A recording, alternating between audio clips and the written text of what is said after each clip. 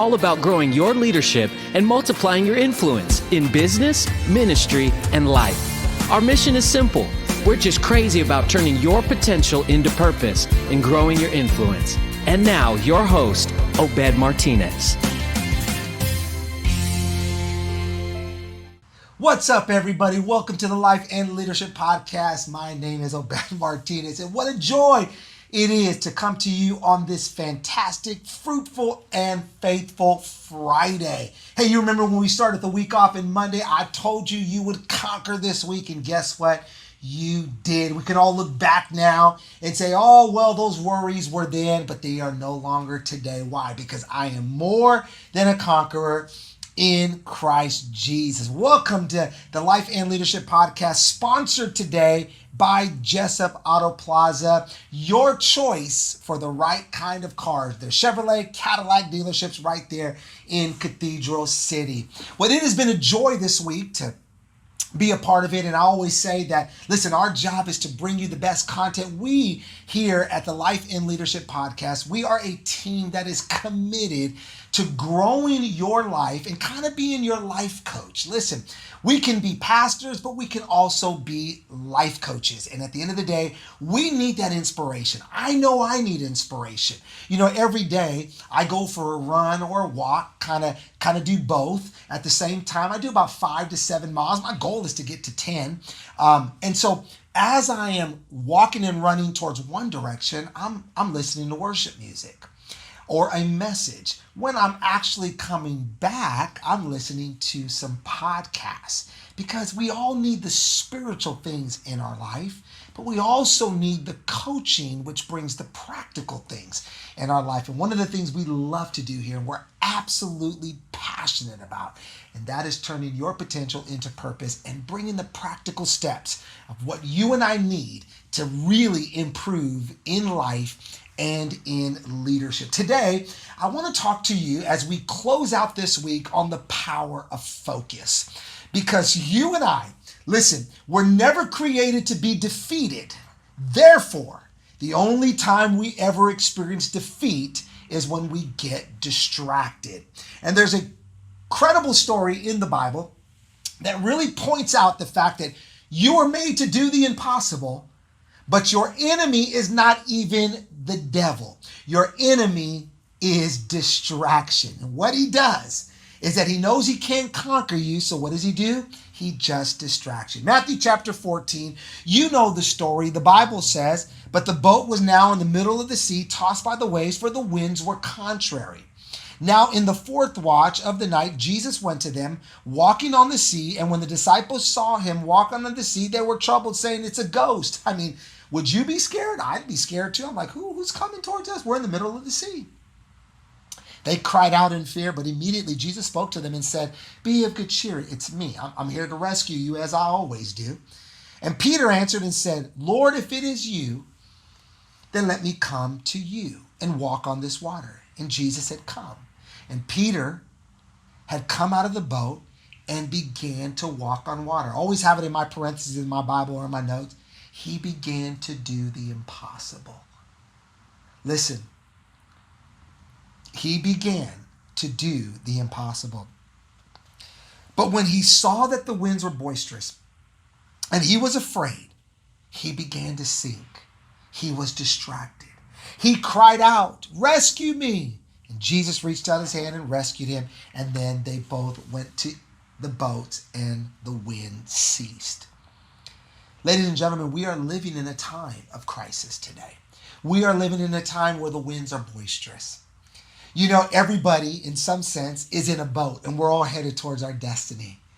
But it seems like every day we're having to adjust to the winds. You know, I was talking to a leader, a CEO of a company, and we were talking about some things, and he was calling for some advice. And he says, listen, tomorrow I have a meeting with all my salespeople. And I had made some decisions over the weekend that I had shared with my lead team. And I got to work on Monday, and the new laws that were made, we had to actually pivot now. And he says, now I have to go to my sales team and unfortunately kind of changed the direction. Not because I wanted to, but because the laws were changed. And so therefore, what do? I gave him the analogy. I said, man, you as the CEO and you as the leader, your greatest responsibility is to make sure the boat is going in the direction it's supposed to be going. But also your responsibility being the captain of the ship is kind of, come on, lick your finger and put it up and see today where the wind is blowing. Because every day the winds change. Friends, you cannot control the winds, but you do have control over your boat. And you can't get distracted by the changes that are happening every single day. First of all, we're in an election year, so everything is driven by politics.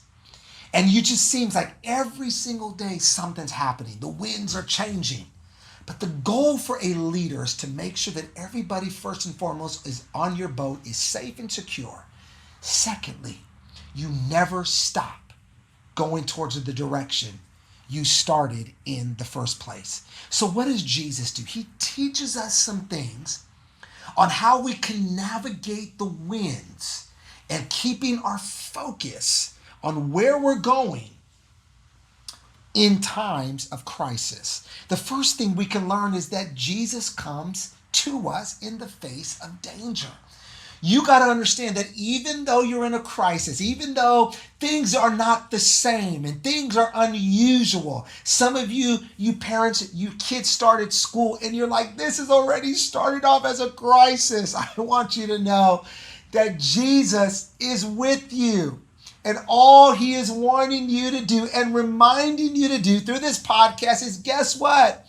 Adjust your sails. That's all you got to do. Come on, lick your finger. Wherever the wind is blowing, just adjust your sails. And guess what? You will get to the place you need to get to. Because guess what? He always comes in the face of danger. The second thing is that he always comes in the face of darkness. Jesus is the light. And even though crisis can make some areas in our life darker than what they were, Jesus comes to illuminate in the times of darkness. Why? So that we can remain focused. Why? So that we can have clarity. Why? So that we're not walking around bumping into things, going places we shouldn't. No, he comes as the light of the world to illuminate the darkness of the times in which we're living in. The third is that he comes in the face of disaster. Listen, he never promised us that we're not going to sink, but he promises us we're not going to drown. He doesn't promise us that when we actually step out the boat that we're going to get wet.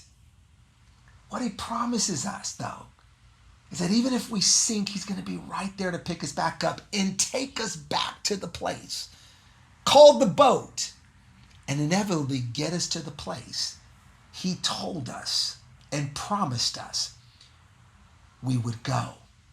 So friends, don't allow the danger, nor the darkness, nor the disaster to break your focus on where you're going. That night was just a moment. It's all it was. And the one thing about moments is that if we're not careful, it shifts our momentum. You have momentum in some area in your life today. You either have momentum going back to what you were, or you have momentum going towards what you're becoming.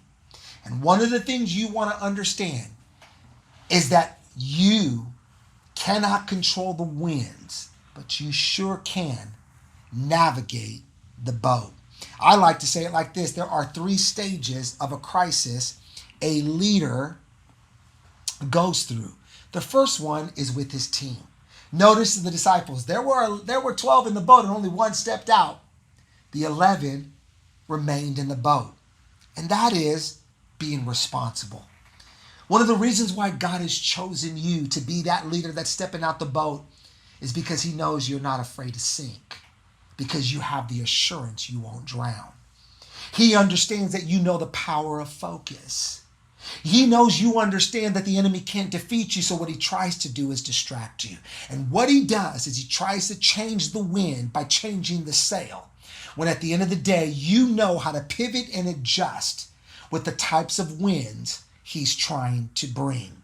And so it is your opportunity, listen, to making sure you're responsible. How am I responsible? It means when I step out to move forward, I'm going to take a risk. Every time I step out and move forward, I'm going to take a risk. And listen, you're never going to get to rewards without a risk. Everyone always tells me, oh, bad man, I just want this for my life. I want this for my family. I want this for my children. And they're always talking about the reward, but they never talk about the risk. And I want you to know that you'll never get to the place of reward if you never take the risk. Can I just park here for a moment and say, what are you afraid of? Are you afraid of failing? Well, why don't you look back at your life and go, God, I failed before. You afraid of messing it all up? No, you're not that good enough to. What is stopping you from stepping out your boat in a time of a crisis? Oftentimes, it's just comfort. You have settled with how the winds are blowing.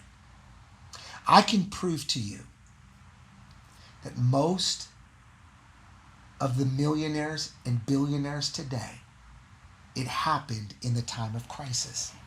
Matter of fact, Apple just became a $2 trillion company. Not in the times of prosperity, but in the time in which we're living in today, called a crisis. Walmart has grown by 73% on their online service, not in the time of prosperity, but in the time of crisis. They're not moved by the winds that change every day because they've learned how to master the pivot and change with the sails, not necessarily stop the momentum in the first place. The winds are either going to work against you or they're going to work for you, and that will be your choice. You have to learn how to adjust those sails. The second thing is that you got to realize that even if you sink, you're going to be rescued. Because why? A crisis places a demand on unreleased potential. I'm going to say that again. A crisis places a demand on unreleased potential. If Peter would have stood in the boat, he'd have never known that he had the potential to walk on water. I could just imagine today. What is it, the potential you have right now that you're not even in some sense aware of? Because guess what?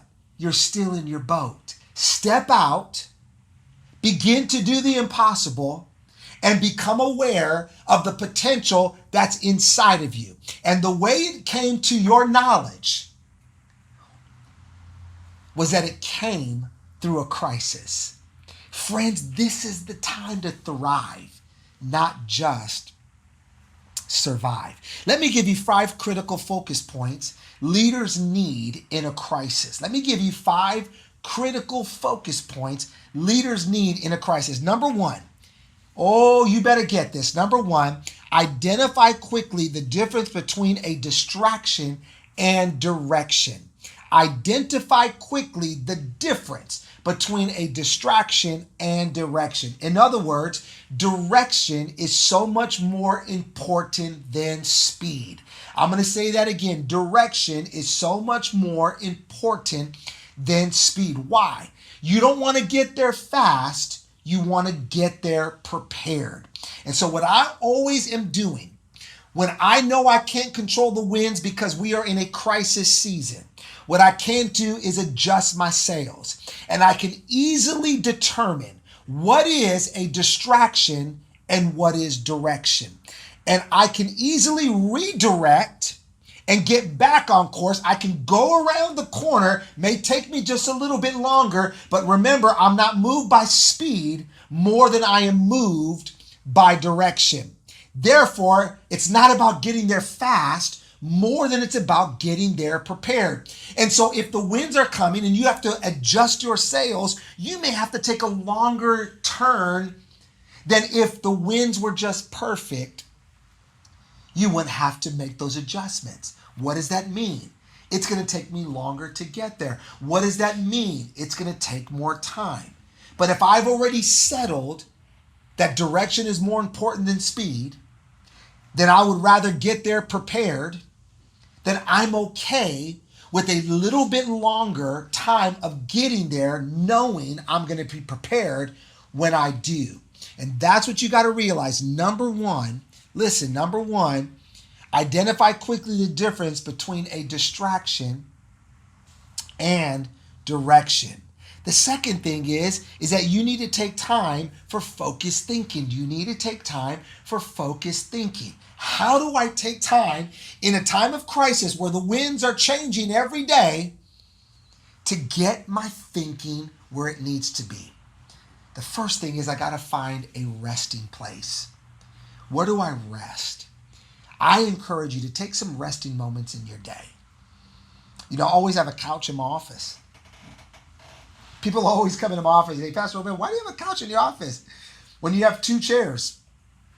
I said, because it's my resting place. Listen, if I need to take a 20-minute nap, I'm going to take a 20-minute nap. If I need to rest, I'm going to rest. But resting from working doesn't mean resting from thinking. Resting from working doesn't mean resting from thinking. So you got to find your resting place. The second thing is you got to find a hiding place.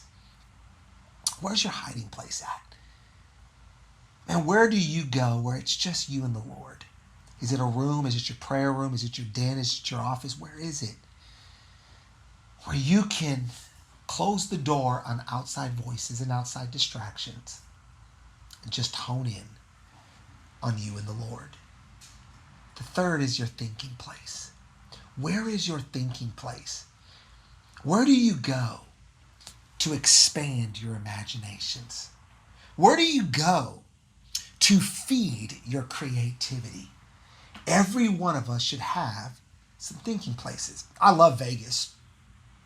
I'm probably the worst kind of person that goes to Vegas. I'm the people that the hotels never prepare for. And what do I mean by that? I don't gamble. And the reason why I don't gamble is because when I walk into these nice hotels and I see their marble floors, the gold-plated metals everywhere, these beautiful staircases, fine furniture, I'm smart enough to think that they are taking in more money than they're giving it out. At the end of the day, I work too hard to take a risk on something like that. So I'm that kind of person that goes to Vegas because I only go for one reason: enlarge my creativity, expand my thinking. I love going to shows because it increases my creativity. It gives me illustrations. I love it. But why do I do it? It's because at the end of the day, here's what I'm trying to figure out. Here's what I am trying to do. I am making sure that I'm keeping my focused thinking. Number 3, 5 critical focus points a leader needs in crisis is to keep items of focus in front of you. Keep items of focus in front of you. Understand direction is determined by vision. Direction is determined by vision. In other words, it won't keep me from sinking, but it will keep me from drowning. If I understand that just because I'm sinking a little bit doesn't mean that I'm drowning, doesn't mean it's over. Listen, maybe you started your business and you're like, man, we're killing it, we're crushing it. And you came to this crisis moment. And you're just sitting there and you're just like, Coach Obed, man, I just feel like right now I'm sinking. What do? You pivot. What do? You change. What do? You call on Jesus. Listen, the security that you have is the same Jesus that started with you, is the same Jesus that's with you. And listen, if he's coming back to you and you're sinking because you haven't arrived there yet, he is going to pick you up and make sure you don't drown. So get some sleep tonight. Have fun this weekend because you're not going to drown. Sinking is okay. Because the beauty about this is that when you get rescued and you get to the place he promised you, maybe it took you a little bit longer, your clothes are going to be wet when everybody else is in the boat is still dry. It's a testimony that you have that nobody else does. And you can rest assured that if you're going to sink again down the road, you're going to always have that comfort that you're not going to drown. So I got to keep items of focus in front of me. So what is vision? How do I do that? The first thing is that most people think you see with your eyes, when in actuality, you see through them. You don't see with your eyes, you see through them. You actually see with your mind. Your eyes is just the window that gets to your mind, and that's how your thoughts are framed. Vision doesn't begin with eyes. Vision begins with your mind. My eyes are only the lens to what's on the inside of my mind that causes vision to come to pass. I often tell people all you need for your eyes is just some Windex. It's like glass. Just clean them off. But what you need to do is renew your mind. You got to make sure, you got to make sure that you are seeing things the way you ought to see them. In other words, it's like when I take time to relay a concept to you. And when you finally get it, you say, I see it. What do you mean by that? You've been seeing it for a long time. No, it's the fact that you finally got it in your mind. You've been seeing it, but then all of a sudden you're like, I see it. No, you're really saying, I got it. Because there's a lot of things you are seeing right now that you haven't got. That's where you have to improve on your focus and your vision. Because at the end of the day, you want to make sure that you are being led by vision. I like to say it like this, that sight is common and vision is rare. Sight is common, but vision is rare. So how do I keep these things going in my life? Listen, number one, I need to identify quickly the difference between a distraction and direction. Number two, I need to take time for focused thinking. Number three, I need to keep items in focus in front of me. Number four, I need to set daily goals. I need to be clear enough to keep them in focus, close enough for them to be achieved, and helpful enough to change lives. I'm going to say that again. I need to be clear enough to keep them in focus. I need to be close enough so that they can be achieved. I need to be helpful enough to change lives. And then number five, as we close on this fantastic and fruitful and fabulous Friday, is that I need to question my progress. I need to question my progress. How do I do that? I'm re-examining myself. I'm making sure that in a time of crisis, I'm not allowing what's taking place out here to hinder what's going on in here. You know, there's not a day that goes by that, I see things on Facebook or social media. It's talking about the church and, some church won its court case and people can go back. And in the back of my mind, I'm like, yeah, they're going to close that down too. And, I see all these different things that go on. It's just the winds. But it does not change our sails. One of the things I know that as a church, where we're headed, and I don't care what comes our way, we will pivot, we will adjust, and instead of working against the winds, we will make the winds work for us. When it comes to business, we'll pivot. We'll make the adjustments because they're not going to work against the winds. we're going to get the winds working for us.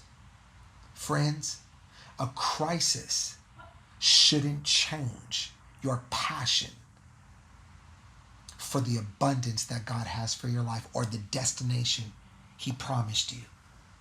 What a crisis should do is bring out the potential of leadership that you had inside of you. That when you started this whole thing, you never knew you had. Most of us should look back when this is all done and should say this one thing. This COVID-19 season, this 2020 year didn't get the best of me. I got the best of it. And that's my prayer for you. That's my goal for you. And that's why here at Life in Leadership, we are committed to bringing you practical yet deep teachings and coaching to make you the person you dreamed you would become. And so would you do me a favor today?